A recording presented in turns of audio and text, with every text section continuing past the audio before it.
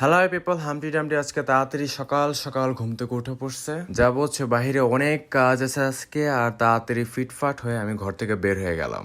ওহো, বান্দা ফিটফাট লাগ রা হ্যায় আজ। ঘর থেকে বের হয়ে একটা সিএনজি নিয়ে আমি যাওয়া শুরু করলাম। আর আজকে আমার সাথে বের হয়েছে আমার মা, Mrs Saida Sultana Sathi, the beautiful woman.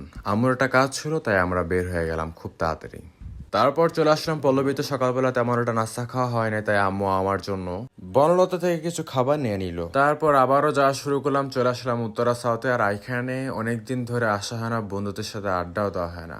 Wait a minute people, এখানে আমরা যাচ্ছিটা কোথায়? দিমাটির ঘর, গ্রাম এলাকা, আমাদের নানু বাসায়। প্রায় 1 বছরের উপরে আমার যাওয়া হইতেছে এখানে। Most valuable thing in the world, আমুর শোল্ডারে আমি অনেক বছর পর এইভাবে মাথা রাখলাম। আর অনেক শান্তি এখানে। আর ইসলামেও তো বলে দেওয়া হয়েছে, মায়ের পায়ের নিচে সন্তানের বেহেস্ত। তারপর আব্দুল্লাপুর নেমে উঠে পড়লাম রিক্সা। কস দক্ষিণ খান বাজার ওই সাইডটায় কাজ চলতেছে এখনো, আর আমাদের যেতে হবে অনেক ঘুরে। দেখা যাক তাহলে কতক্ষণ লাগে যেতে। অর্ধেক রাস্তায় এসে দেখলাম মাটির ঘর। কস ঢাকা শহরে তো মাটির ঘর দেখাই যায় না। আর আমরা তো এখনো যেতেই আছি, কস 30 মিনিট অলরেডি হয়ে গেছে। আর যাওয়ার মাঝখানে একটা বিজনেসম্যানকে ফোন করলাম। সে ফোন ধরে বলল, তোমরা চলে আসছো? আচ্ছা ঠিক আছে, বাসায় যাও, আমি আসতেছি একটু পর। তারপর বাসার কাছাকাছি অনেকটা চলেও আসলাম। অ্যান্ড ফাইনালি চলে আসলাম নানু বাসার সামনে। কাজ করে নানু এখানে ঘর বানাইছে। ছোটবেলার কথা মনে পড়ে গেল, তাই আমি অনেকক্ষণ ধরে এখানে দাঁড়া দাঁড়া দেখতেছিলাম। ওয়েট আ মিনিট, এই পিচ্চিটা কে? এটা হচ্ছে আমার আপন মামাতো ভাই। বাসায় এসে সোজা চলে আসলাম নানুর কাছে। শুরু করলাম গল্প। শরীরের অবস্থা কি অবস্থা এখন? অবস্থা ভালো, খালি জ্বরটা উঠে বিকালে উঠে। এই গত ডিসেম্বরে হয়েছিল, আর এবার নভেম্বরে হলো জ্বর।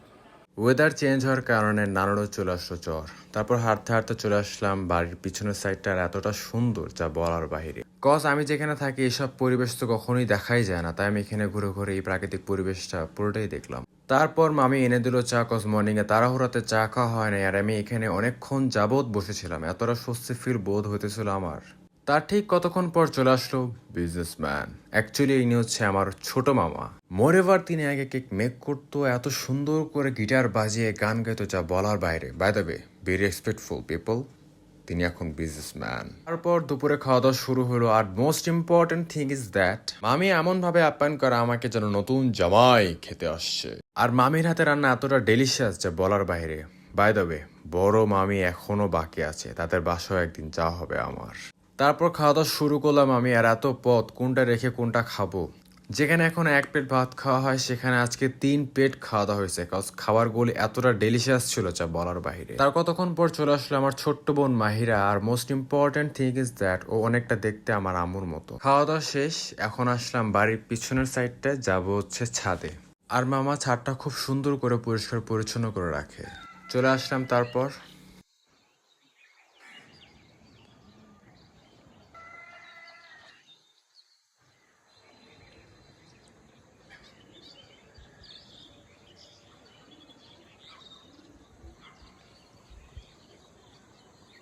এই প্রাকৃতিক পরিবেশের আওয়াজটা শুনে মন তো চাচ্ছিল না যেতে, কিন্তু বাসায় তো যাওয়া লাগবেই। তারপর বের হয়ে গেলাম বাসা থেকে। আর নানু মেইন গেটের সামনে দাঁড়ায় আছে আমাদেরকে বিদায় দেওয়ার জন্য। অনেক খারাপ লাগতেছিল, কজ নানু বাসা কবে আবার যাব, নানুর সাথে কবে আবার দেখাও বা হবে তা বলা যায় না। অ্যাট দ্য এন্ডে নানু হাত দিয়ে টাটা বলে দিল। ওইখান থেকে বের হয়ে রিক্সা নিয়ে চলে আসলাম আবদুল্লাপুরে। অ্যান্ড আম্মুও ছিল আপসেট। আবদুল্লাপুর থেকে সিএনজি নিয়ে সোজা চলে আসলাম বাসায়। তো পিপল, ব্যস্ততার মাঝে ট্রাই করবেন নানু বাড়ি দাদু বাড়ি যাওয়ার, কজ তারা অনেক মূল্যবান। ভালো লেগে থাকলে লাইক কমেন্ট শেয়ার অবশ্যই।